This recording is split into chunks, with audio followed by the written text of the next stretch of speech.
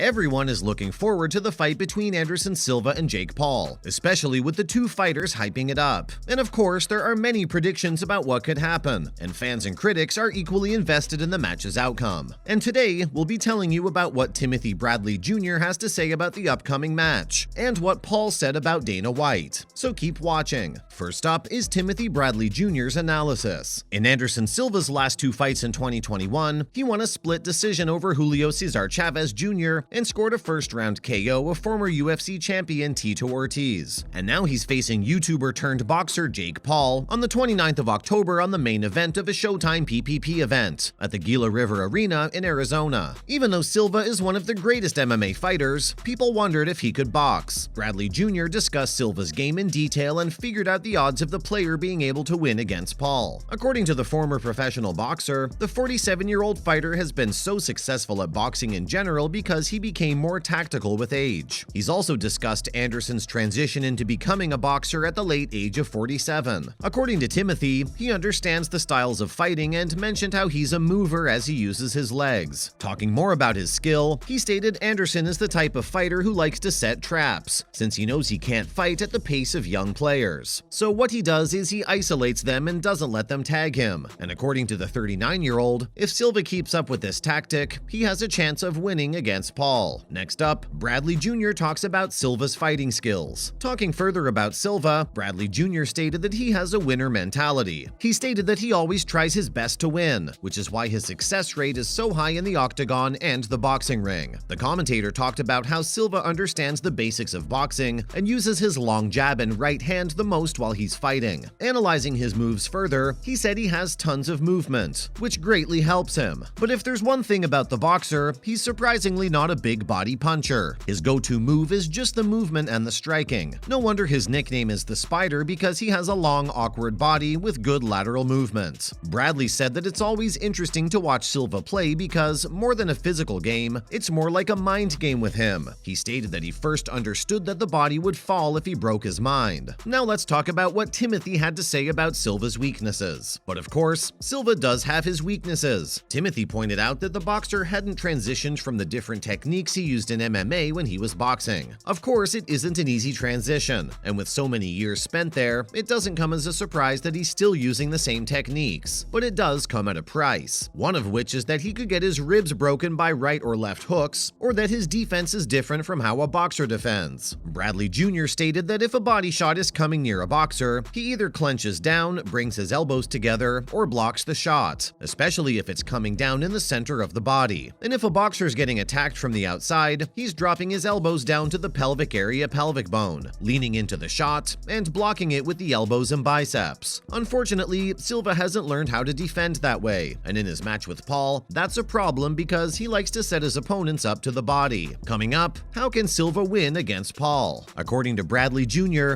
Anderson needs to play his good old mind games and try to frustrate the younger Paul brother. But that's not all. He also needs to keep his balance with the movement for 8 rounds, which can be a challenge for the player. Talking about Jake, Timothy stated that the YouTuber had surprised everyone with his amazing skills, and he was so good, it seemed like he was a natural. But not as good as Silva, of course. According to the 39-year-old Bradley, Silva's knowledge is his biggest tactic in the game. He stated he could use that as a strategy. He had a big chance of winning against Jake. He said that neither Paul nor Silva aren't incredible fighters, but Anderson must do everything to not let his opponent tie him up. Next, what's Timothy's final verdict? After an in-depth analysis, Bradley Jr. stated that the fight could go either way. He could see Jake catching Silva and hurting him, or Silva playing mind games with Jake. He thought that Silva should enjoy the match and let Jake have a piece of his mind. It's important to note that the fight is 8 rounds long, and with Anderson's age, each round seems longer. To save his energy, he can keep his pace steady and try his best to tire out Jake instead. We're excited to see if he can predict Silva's tactics correctly. Coming up, Jake Paul reveals the reason he agreed to fight with Anderson Silva. While everyone seems excited about the match, Jake has a different outlook. In fact, according to him, the only reason he agreed to it in the first place was to shut UFC president Dana White up. Fans were genuinely surprised when they found out about the match since Silva's such a respectable player, and Jake is only just making a name for himself. But now it seems like we know what his motives are, and of course, it's quite a Jake Paul-esque motive to have. Moving forward, Paul's conversation with Alexander Volkanovski. In an exclusive main event interview, interview, he talked to Aussie UFC megastar Alexander Volkanovski and stated that White said that he wouldn't take this fight because Jake would be scared, so he took it out of spite. He went on to say that he loves to challenge himself, and if he fights sanitation workers like Tom Fury or KSI, then no one will tune into his fights. He then called himself an underdog and stated that people are betting against him, so he knows that it will be tough, but that keeps him going and everything interesting. Paul also stated in the same interview that he knows people want him to lose, and he loves to prove everyone wrong, so he wants to do that. Up next, Jake's comments about MMA fighters. The match with Silva will be Jake's fourth one against an MMA fighter, so it's safe to say there's some bad blood between him and them. But according to the 25-year-old, he continues to fight them because they're the ones who pursue him. He insisted he had nothing against them and enjoyed fighting them because they were tough and more.